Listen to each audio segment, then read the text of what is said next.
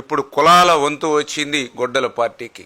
మళ్ళీ ఆ కులాల్లో సంబంధించినటువంటి నాయకుల్ని రెచ్చగొట్టడం, వాళ్ళ చేత తప్పులు చేయించడం, వాళ్ళని జైలుకి పంపించడం, తద్వారా వాళ్ళందరినీ కూడా జీవితాంతం తన చుట్టూ తిప్పుకోవడం.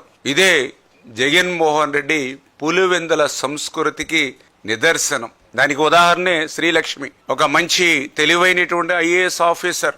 అటువంటి ఆఫీసర్ సైతం వీళ్ళ మాటలు విని తప్పులు చేసి జైలుకి పోయి కోర్టుల చుట్టూ తిరుగుతూ ఇప్పటికీ తప్పనిసరి స్థితిలో ఈవేళ ఆ జగన్మోహన్ రెడ్డి పంచనే ఆయన కోటరీలోనే ఈరోజు శ్రీలక్ష్మి ఉండవలసినటువంటి పరిస్థితి వచ్చింది అని అంటే. మొన్ననే మనం చూస్తాం అంబటి రాంబాబు, ఆయన చేత తిట్టిస్తారు, దాడులు చేయిస్తారు, జైలుకు పంపుతారు. జగన్మోహన్ రెడ్డిని వదిలి బయటికి వచ్చేటువంటి పరిస్థితి లేకుండా ఆయన్ని బందీగా చేసేటువంటి పరిస్థితి ఆ కేసుల ద్వారా, ఆ యొక్క జైలు జీవితం ద్వారా. మీ అందరికీ తెలుసు పేర్ని కృష్ణమూర్తి అంటే ఒక గౌరవమైనటువంటి కుటుంబం వ్యక్తి పేర్ని కృష్ణమూర్తి గారంటే. అటువంటి గౌరవప్రదమైనటువంటి కుటుంబంలోంచి వచ్చిన వ్యక్తి నాని.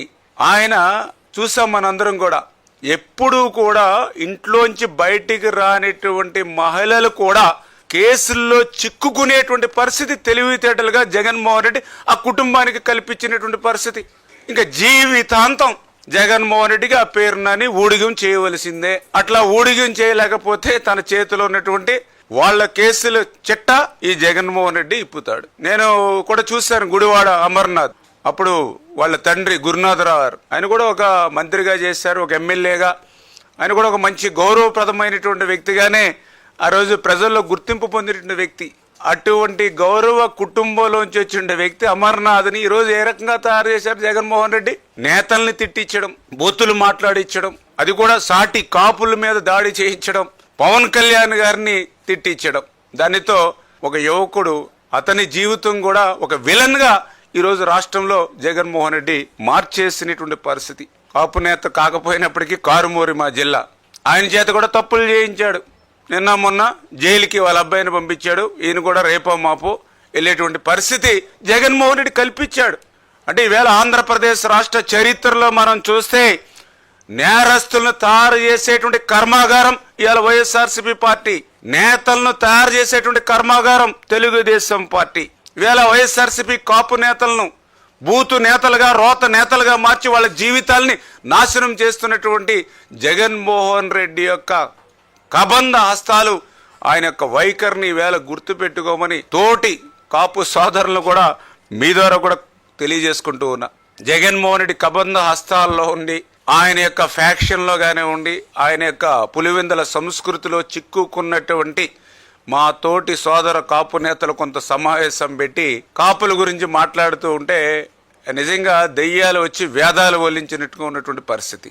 ఆ రోజు ఏదైతే కాపులకి 5% మరి ఈడబ్ల్యూ రిజర్వేషన్ ఆ రోజు మరి చంద్రబాబు నాయుడు గారు EWS economically weaker sections 5% reservation ఆ రోజు చంద్రబాబు నాయుడు గారు ఇస్తే దాన్ని ఏకపక్షంగా 2019లో జగన్మోహన్ రెడ్డి అసెంబ్లీ సాక్షిగా రద్దు చేస్తే, కొత్తగా మీరు రిజర్వేషన్లు ఇవ్వాల్సల్లా ఉచ్చనిటువంటి రిజర్వేషన్లు కూడా రద్దు చేస్తే ఆ రోజు ఎందుకు మీ నోర్లు మోగబోయాయి?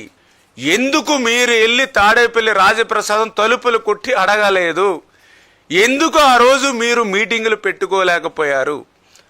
అంటే చంప ఏమన్నా చెల్లుమనిపిస్తారని ఏదైనా భయపడ్డారా ఏంటో మాకు అర్థం కానిటువంటి పరిస్థితి. ఎందుకంటే రిజర్వేషన్లు కాపులకి అనేది ఈరోజు కాదు, దగ్గర దగ్గర 30-40 సంవత్సరాల నుంచి వాళ్ళు అడుగుతున్నటువంటి కళ. బ్రిటిష్ వారి కాలం నుంచి కూడా కాపులకు రిజర్వేషన్లు ఉంటే దాన్ని నీలం సంజయ్ రెడ్డి వచ్చి రద్దు చేశాడు. తర్వాత దళిత బిడ్డ దామోదర సంజయ్ వచ్చి మళ్ళీ కాపులకి రిజర్వేషన్లు ఇస్తే తర్వాత వచ్చినటువంటి కాసు బ్రహ్మానందరెడ్డి ఆ రిజర్వేషన్లు రద్దు చేశాడు. మళ్ళీ చంద్రబాబు నాయుడు గారు ఈడబ్ల్యూఎస్ లో కేంద్రం ఇస్తే బీసీలకు ఎవరికి ఎటువంటి నష్టం లేకుండా ఎకనామికల్లీ వీకర్ సెక్షన్ లో ఏదైతే కేంద్రం అదనంగా 10% ఇస్తే ఏ బీసీలకి నష్టం లేకుండా 5% చంద్రబాబు నాయుడు గారు ఇస్తే దాన్ని మళ్ళీ మొన్న జగన్మోహన్ రెడ్డి రద్దు చేసినటువంటి పరిస్థితి. అంటే చరిత్రలో కాపులకి రిజర్వేషన్ ఇచ్చింది ఇద్దరు. ఒకటి దళిత బిడ్డ దామోదర సంజీవయ్య, రెండవది నారా చంద్రబాబు నాయుడు గారు.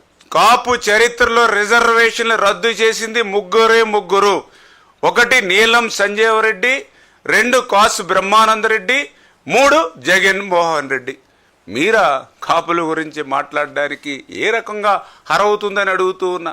ఈరోజు మనం చూస్తూ ఉన్నాం సానా సతీష్ గారిని, ఒక ఎర్ర నారాయణ స్వామి గారిని, ఒక మెంటే పద్మనాభం గారిని, ఒక తోట సీతారామలక్ష్మి గారిని, ఒక వంగా గీత గారిని, ఒక ఆదికేశవ నాయుడు గారిని, ఒక సి రామచంద్రయ్య గారిని, ఇలా ఎంతో మందిని పెద్దల సభకు పంపించింది తెలుగుదేశం పార్టీ.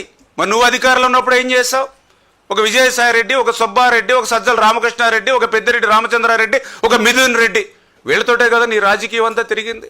అధికారం ఉన్నంతసేపు వీళ్ళ చుట్టూనే కదా నీ అధికారం అంతా తిప్ప.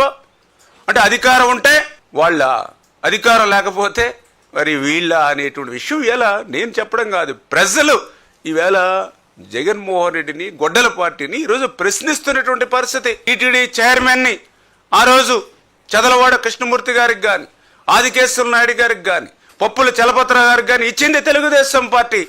నువ్వు అధికారంలోకి వచ్చిన తర్వాత ఎవరికి ఇచ్చావు? బొమ్మ కరుణాకర్ రెడ్డికి ఇచ్చావు, సుబ్బారెడ్డికి ఇచ్చావు. అంటే అధికారంలో ఉంటే ఏం చేస్తా ఉన్నావు?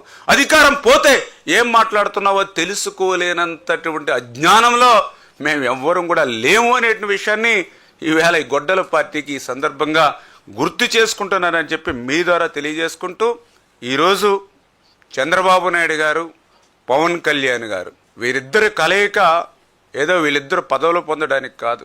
5 సంవత్సరాల నీ నిరంకుశత్వ నియంతృత్వ పాలన నుంచి ఈ రాష్ట్రాన్ని స్వేచ్ఛ స్వతంత్రం ఇవ్వాలనేటువంటి ఆలోచనతో, 5 సంవత్సరాల నీ కక్షలు, కేసులు, వేధింపుల పాలన నుంచి ఈ యొక్క రాష్ట్రానికి ఉపశమనం కలిగించాలనే ఉద్దేశంతో, 5 సంవత్సరాలు నీ బుల్రోజర్లు, నీ బూతుల పంచాంగం నుంచి ఈ యొక్క రాష్ట్ర ప్రజలకు ఈవేళ స్వేచ్ఛ వాయువులు ఇవ్వాలనే ఆ రోజు చంద్రబాబు నాయుడు గారు, పవన్ కళ్యాణ్ గారు కలిసినటువంటి పరిస్థితి.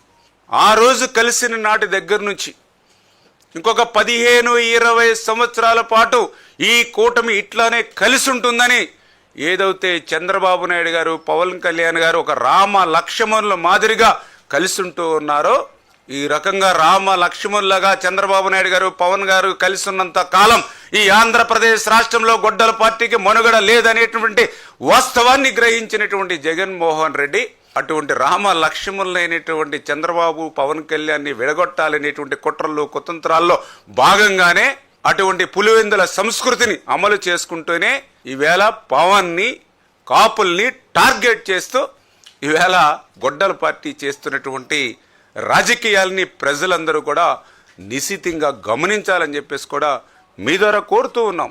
కులాల మధ్య అడ్డుగోడలు ఉండకూడదని ఈవేళ చంద్రబాబు నాయుడు గారు పనిచేస్తూ ఉంటే, ఈవేళ గొడ్డల పార్టీ మాత్రం కులాల మధ్య అడ్డుగోడలు ఉండాలి, కులాల మధ్యలో అడ్డుగోడలు ఉంటేనే రాజకీయ భవిష్యత్తు ఉంటుందనేటువంటి ఆలోచనతో, దుర్మార్గంతో ఈవేళ గొడ్డల పార్టీ ఈ రాష్ట్రంలో చేస్తున్నటువంటి రాజకీయాల పట్ల ప్రజలందరూ కూడా అప్రమత్తంగా ఉండాలని చెప్పి మీ ద్వారా అందరినీ కూడా కోరుకుంటూ ఉన్నాం. Thank you.